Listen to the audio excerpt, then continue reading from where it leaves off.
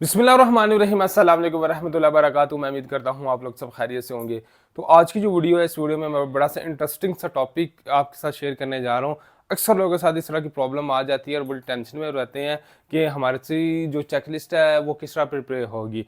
For example, अगर आपकी बीवी का वीज़ा लग चुका है और वीज़ा लगने के बाद आपके पैदाइश हुई है और बच्चे की पैदाइश हुई है, बच्चा जब पैदा हो जाता है तो उसकी आप प्रोसेसिंग करते हो, नौलाउस्ता वगैरह उसका इशू करवा लेते हो। उसके बाद आपके ज़हन में एक क्वेरी सी रहती है, आया कि वालदा की तरफ से एफिडेविट चाहिए होगा या नहीं चाहिए होगा। और फॉर एग्जांपल एक एक एक सिनेरियो तो मैंने आपको ये बता दिया। दूसरा सिनेरियो ये है कि आपके ने कि हाँ, दो दो बच्चे हैं, बीवी है, और आपने एक बच्चे को बुलाना है, बीवी और एक बच्चे को नहीं बुलाना। तो उस सूरत में कौन से डॉक्यूमेंट्स चाहिए होंगे, क्या उसमें एफिडेविट चाहिए होगा या नहीं चाहिए होगा। इन दो सिनेरियो के आपके साथ हम डिस्कशन करने जा रहे हैं। ये सिनेरियो बहुत से फैमिलीज़ के साथ आते रहते हैं, लेकिन उनको सही से इंफॉर्मेशन नहीं होती, तो वो हर्डल्स में ही रहते हैं कि किस तरह अपने मैटर्स को लेकर चला जाए। तो वीडियो को शुरू करने से पहले आप लोगों से रिक्वेस्ट है कि चैनल को सब्सक्राइब कर लीजिएगा। सोशल मीडिया के जितने लिंक्स है डिस्क्रिप्शन में मेंशन है, लाजमी विजिट कीजिएगा। इंशाल्लाह काफ़ी ज़्यादा इन्फॉर्मेशन आपको वहाँ से भी मिलती रहेगी।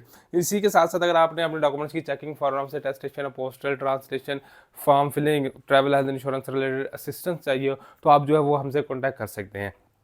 चले सबसे पहले फर्स्ट सिनेरियो की तरफ आते हैं। अगर आपकी बीवी का जो है वो वीज़ा लग चुका है और उसके बाद बच्चा का नौलाउस्ता इशू हुआ है और बच्चे ने जाना, तो उसके अंदर कौन से डॉक्यूमेंट्स चाहिए होंगे।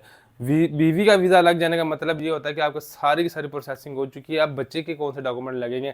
तो अगर इस तरह का सिनेरियो है तो आपको सबसे पहले बच्चे का बर्थ सर्टिफिकेट इशू करवाना है और उसके साथ ही फैमिली रजिस्ट्रेशन सर्टिफिकेट आपने इशू करवाना है। साथ में जो स्पॉन्सर है उसका बर्थ सर्टिफिकेट चाहिए होगा और निकाह नामा और मैरिज सर्टिफिकेट भी चाहिए होगा। ये 5 डॉक्यूमेंट लगेंगे।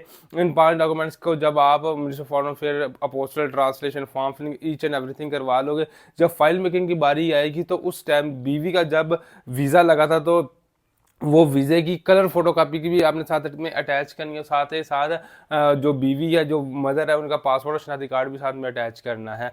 मैं आपको एक सिनेरियो समझा देता हूँ कि इस फाइल को आपको किस तरह तरतीब देंगे। सबसे पहले बच्चे का वीज़ा एप्लीकेशन फॉर्म फिलअप करेंगे, उसके बाद बच्चे का जो है पासपोर्ट आप अटैच करेंगे। उसके बाद जो उसके फादर है उनका पासपोर्ट, शनाख्ती कार्ड, कार्ता जोरनो आप अटैच करेंगे। उसके बाद आप जो इनकी मदर है उनका शनाख्ती कार्ड, पासपोर्ट की कापी और वीज़ा स्टिकर की कलर कापी आप अटैच करेंगे। और इसके बाद निकाहनामा, marriage certificate, FRC, MRC, birth certificate with translation आप अटैच करके on the day of appointment जाकर सबमिशन करवाएंगे, तो आपका काम आराम सुकून से हो जाएगा। दूसरे सिनेरियो की तरफ आते हैं कि आपके 3 फैमिली मेंबर हैं, एक बीवी या 2 बच्चे हैं और सिर्फ आप बड़े बेटे या बेटी को बुलाना चाह रहे हैं, 2 बच्चों को नहीं बुलाना, बीवी और बच्चे को नहीं बुलाना चाह रहे हैं। उस सिनेरियो में क्या चाहिए होगा, जो स्पॉन्सर है उसका बर्थ सर्टिफिकेट चाहिए होगा, निकाहनामा, marriage registration certificate, family registration certificate, और जो बच्चा है उसका बर्थ सर्टिफिकेट, और जो वालदा नहीं जा रही उनकी तरफ से नो ऑब्जेक्शन सर्टिफिकेट चाहिए होगा। नो ऑब्जेक्शन सर्टिफिकेट को जो वालदा हैं वो जाएंगी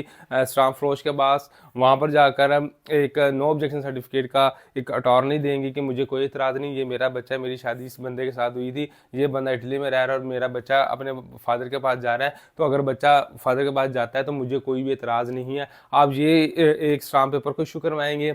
उसके बाद अपने सिग्नेचर करने के बाद मजिस्ट्रेट दर्जा अव्वल के पास जाएंगे, वहाँ से स्टैंप लगेगी। उसके बाद आप बाय हैंड इसको इस्लामाबाद का जो मिनिस्ट्री ऑफ फॉरेन अफेयर है वहाँ पर लेकर जाएंगी और डायरेक्टर के आगे पेश होंगी, उनको बताएंगे ये सिचुएशन है, तो वो इसको मुफा भी कर देगा और पोस्टल भी कर देगा। तो यहाँ पर जो सिनेरियो बनेगा चेकलिस्ट का वो ये बनेगा कि बच्चे का बर्थ सर्टिफिकेट, फादर का बर्थ सर्टिफिकेट, जो वालिद है उसका पासपोर्ट, शनाख्ती कार्ड, निकाहनामा, marriage registration certificate, family registration certificate, और वालदा की तरफ से जो होगा उनका शनाख्ती कार्ड, अगर पासपोर्ट बनाया तो वो, अगर नहीं बना तो कोई इशू नहीं है।